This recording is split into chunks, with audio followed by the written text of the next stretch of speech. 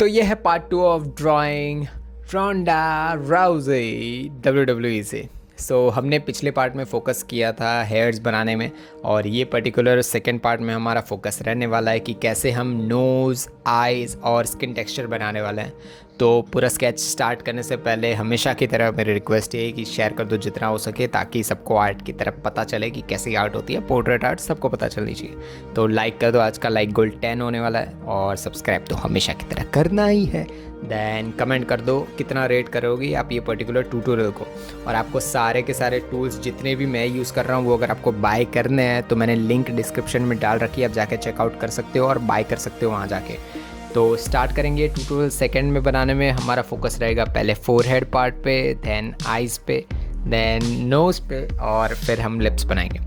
तो पहले फोरहेड बनाने के लिए, फोरहेड जैसे ही हम बनाएंगे पूरा स्किन टेक्सचर कवर हो जाएगा हमारा।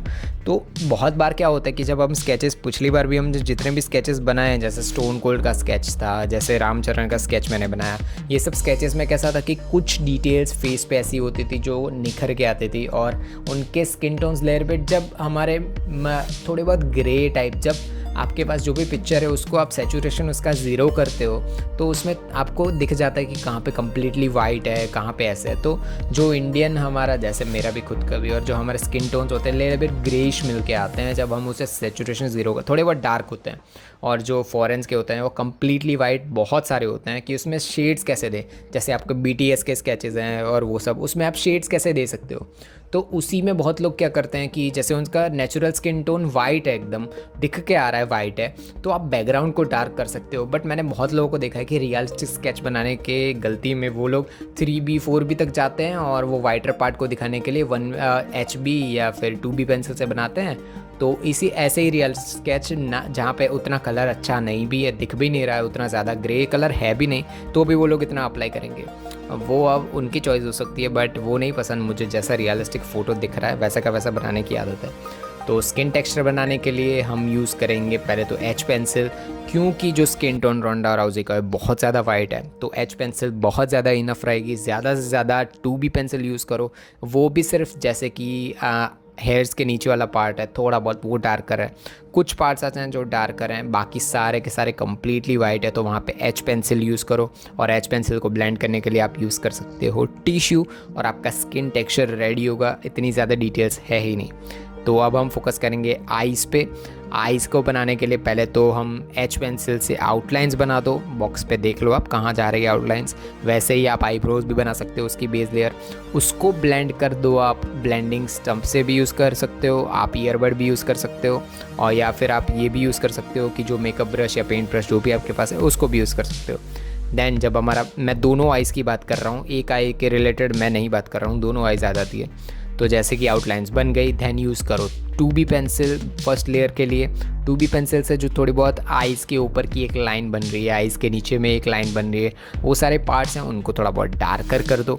उनको डार्क करने के बाद जो कॉर्निया वाला पार्ट है वो कम्प्लीटली डार्क नहीं है, सिर्फ सेंटर में एक ब्लैक कलर का पार्ट है, और जो आई के आसपास है वो डार्क है। इनकी आई एकदम ब्लैक नहीं है, थोड़ी बहुत ब्लूइश कलर भी दिख रहा है। तो वैसे ही आप आउटलाइंस बना दो, थोड़ी बहुत डार्कर कर दो।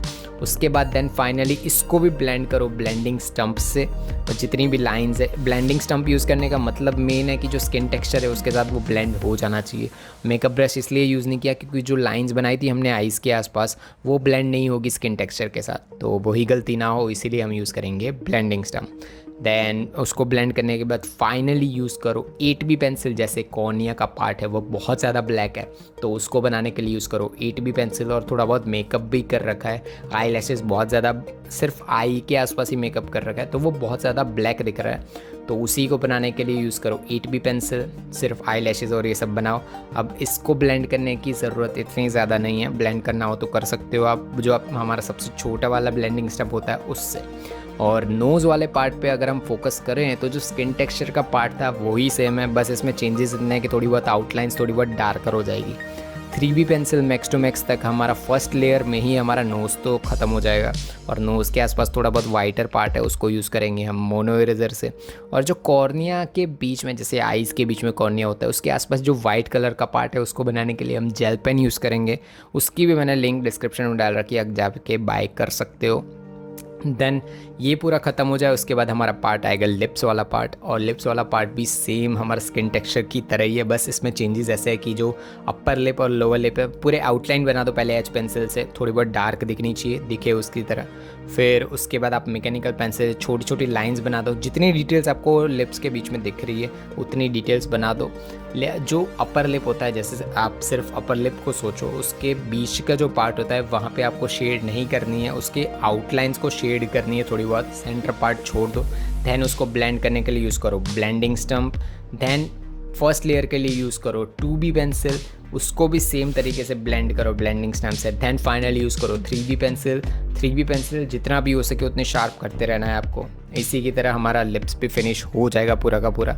देन ये पूरा ट्यूटोरियल ख़त्म होता है और हम मिलेंगे पार्ट 3 में, जो क्लोथ वाला पार्ट और नेक वाला पार्ट है उस पर हम फोकस करने वाले हैं, और रिमेनिंग हेयर्स के पार्ट। तो मिलते हैं, बाय बाय।